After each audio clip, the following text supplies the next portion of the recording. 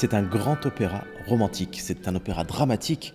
Pierre-Emmanuel dit très justement qu'à côté, les contes d'Hoffmann seraient une petite bluette peut-être. Ouais, Et non, on est vraiment sur un opéra hyper romantique, totalement dans la veine du Freischütz, totalement dans la veine du grand opéra dramatique germaniste, voire germanophone.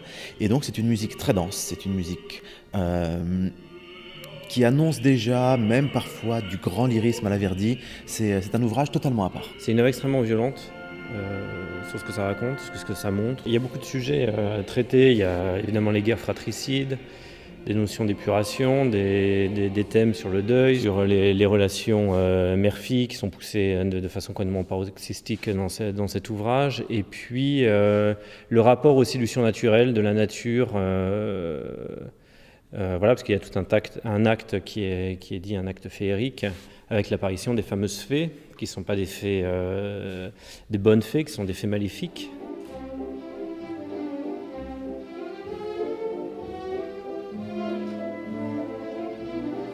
La nature est première. Il y a un retour à la nature. On est complètement dans les notions du Sturm und Drang allemand. J'ai placé toute cette histoire dans une forêt. Tout se passe dans la forêt. Et dans la forêt qui est à la fois un lieu protecteur et un lieu de danger absolu. Et les elfes, elles sont complètement à part.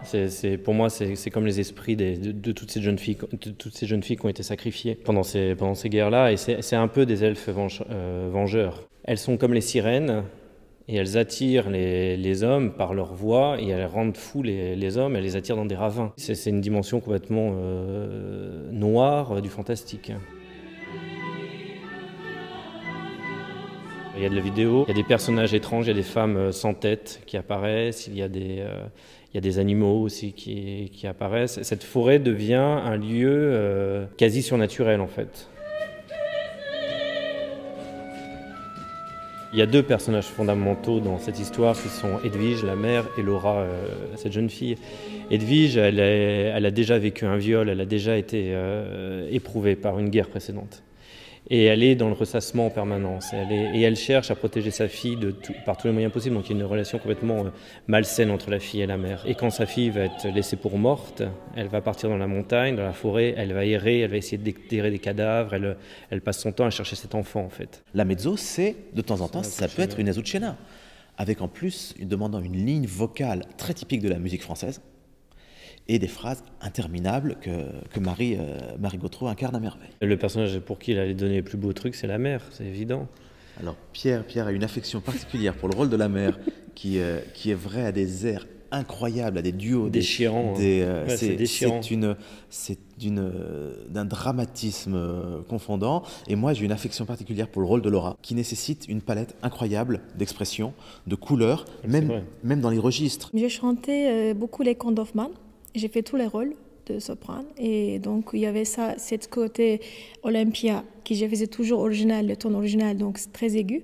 Après Giulietta, Antonia, j'ai un peu habitude on peut dire défis et difficultés et que j'aime ça en fait parce que dans ma voix il y a ce côté grand lyrique et en même temps je continue à chanter la Reine de Luni, donc c'est aussi côté aigu. Donc je trouve ça un peu dans la Laura. Premier acte, ce côté léger des vocalises qui pouvoir faire facilement.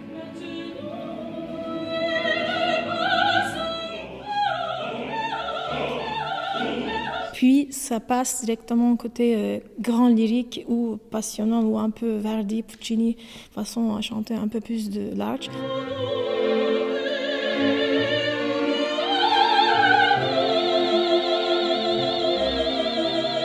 Donc j'aime ça et j'ai beaucoup de chance de pouvoir montrer dans ma voix ces possibilités dans une opéra. On a une artiste qui arrive à homogénéiser absolument sa couleur dans l'intégralité des registres, qui commence par une jeune fille insouciante, des vocalises, je ne vais pas dire à la Olympia, mais des choses totalement brillantes, un air d'une jeune fille insouciante, et qui va devenir de plus en plus dramatique, tout en devant conserver. Elle va se faire passer pour une fée, donc elle va chanter à la manière des fées quelque chose de totalement éthéré, puis va devoir, dans un duo avec sa mère, garder cette partie éthérée et se réincarner ensuite vocalement dans un personnage, Salvateur, qui va découvrir un père qui l'a molesté dans la première scène, et puis vraiment, et qui se retrouve au centre vocalement d'une action qui s'intensifie, qui s'épaissit, et le rôle est construit d'une manière absolument admirable. C'est une jeune fille qui a... Autour de elle, il y a quand même une ambiance, la guerre, et avec sa maman, les relations très très difficiles. Et une mère qui tout le temps, elle essaie de, comment dire, baisser son énergie en disant des choses négatives. Oh, il faut qu'elle ne chante pas, sinon elle va mourir. Mais malgré tout ça, elle essaie de passer au-dessus de toute cette énergie. Elle essaie de dire non, ça va bien passer. Donc c'est quelqu'un de très très courageuse. Elle va jusqu'au bout pour sauver tout le monde. Donc c'est un personnage assez, comment dire, une fille très très forte en fait. Elle affronte sans avoir de peur. C'est un rôle aussi écrasant qu'une Traviata, c'est un rôle aussi écrasant qu'une Norma. Elle dit souvent ce pays merveilleux, pays généreux, c'est comme si en fait elle accroche en priant, elle accroche les dieux pour comment dire, elle accroche quelque chose de, on va se sauver. Et donc elle dit souvent pays merveilleux, pays aux terres allemandes. Donc c'est une clé de compréhension, cette phrase qu'elle répète tout le durant l'opéra.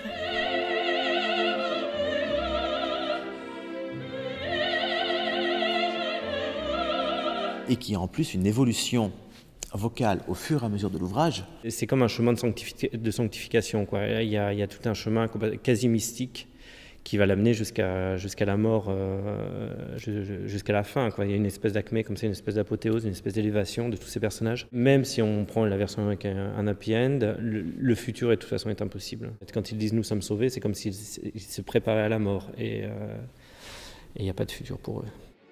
C'est une des rares partitions d'Offenbach qui soit totalement orchestrée, qui soit intégralement, et jusque dans des extrêmes raffinements d'orchestration détaillés. Donc il a vraiment mis un soin exceptionnel. C'était vraiment pour lui une reconnaissance d'être joué à l'Opéra de Vienne, d'être considéré comme un compositeur, un grand compositeur, un compositeur sérieux. On retrouve quelques pages, évidemment. On retrouve, je vais dire un brouillon, mais on trouve une autre version de la barcarolle. Voilà, qui en fait est le chant des elfes.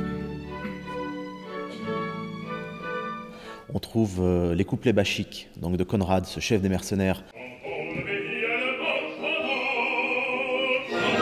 va devenir la chanson à boire dans les contes d'Hoffmann.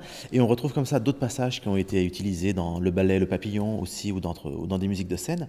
Mais on a vraiment un langage qui est nouveau, un Offenbach qu'on ne connaît pas, qui est capable d'écrire des airs extrêmement dramatiques pour une mezzo type Azucena, qui est capable de nous écrire des airs de soprane qui seraient du bel canto ou une grande héroïne verdienne, ou même parfois avec des couleurs d'orchestre qui sont très surprenantes. Donc il y a vraiment une audace incroyable. C'est impossible que les compositeurs suivants n'aient pas eu un minimum connaissance de cette partition, au moins dans la version allemande.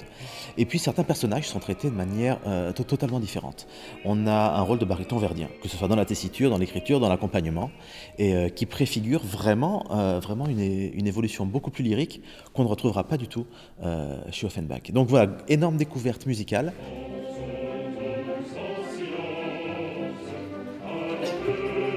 On a vraiment toute la science d'un compositeur romantique qui a intégré le Sturm und Drang, qui a intégré Weber et qui a intégré aussi tout cet héritage romantique allemand qu'on ne va pas retrouver dans le reste de sa production.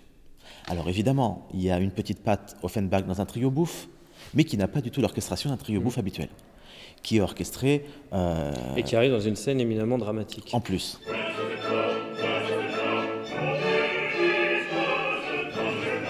Donc avec un contre-pied en plus où il se moque des ficelles que lui-même peut avoir dans l'opéra comique. C'est aussi le seul ouvrage d'Offenbach où il n'y a pas de texte parlé.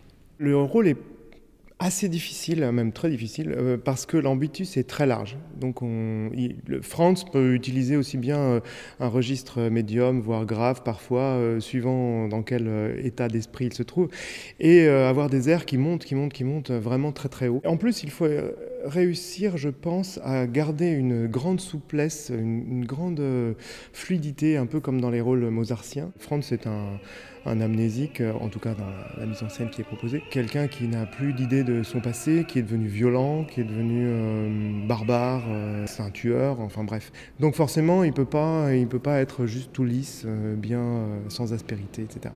Clairement, il n'y a pas vraiment d'évolution, c'est-à-dire qu'à la fin de l'opéra, il est normalement toujours dans cet état-là. Laura et Franz sont réunis, mais on ne sait pas trop si finalement il y a une véritable relation entre eux ou pas, s'il y en a même eu une auparavant. Voilà, ça reste un petit peu du domaine de l'interrogation. Offenbach nous laisse une partition qui est redoutable dans tous les sens parce qu'elle est désarmante. En fait, ce qui est beau, c'est que c'est face à cette extrême violence, cette extrême noirceur, et ben il y a ce personnage qui s'élève. Ça revient souvent chez Offenbach aussi, une espèce d'exaltation dans le chant, quoi. Il y a ça aussi dans les contes d'Hoffmann avec Antonia, etc. Le chant est à la fois une libération et à la fois c'est une annonce de mort, quoi. Il est un peu obsédé par ces thèmes quand même, Offenbach. Dans la musique, il y a cette joie, des fois c'est très pétillante, mais qu'est-ce qu'on est en train de vivre sur la scène, c'est terrible. Donc cette contraste, ça fait un effet énorme. Je pense que le public va le voir ça. Si on s'attend à La Belle Hélène ou à La Vie parisienne, c'est sûr, on est complètement ailleurs. Peut-être que c'est une image qu'il peut avoir aussi et qu'on n'a pas explorée. Parce qu'on se limite toujours aux éternelles opérettes et aux contes, quoi. Et puis il y a une histoire qui est très pathétique. Alors je pense qu'on peut s'identifier à ces personnages aussi. C'est comme une grande épopée en fait. Il y a un petit côté comme Voyage au bout de l'enfer ou des choses comme ça, comme des grands films de guerre. On s'attache à ces personnages, à Laura, à Edwige, à Gottfried, le pop, à Franz, à tous ces personnages qui sont pris dans cette espèce de maelstrom qui va complètement les broyer. C'est aussi le seul ouvrage d'Offenbach où il n'y a pas de texte parlé. Tout est chanté. Tout est chanté, il n'y a même pas une transition. Les récitatifs sont écrits, des récitatifs accompagnés. Dans Hoffmann, dans l'acte d'Antonia par exemple, on a toute cette dramaturgie musicale, mais entrecoupée de dialogues. Et là vraiment, on a quelque chose de totalement inouï, dans le sens de jamais entendu, pour cette époque.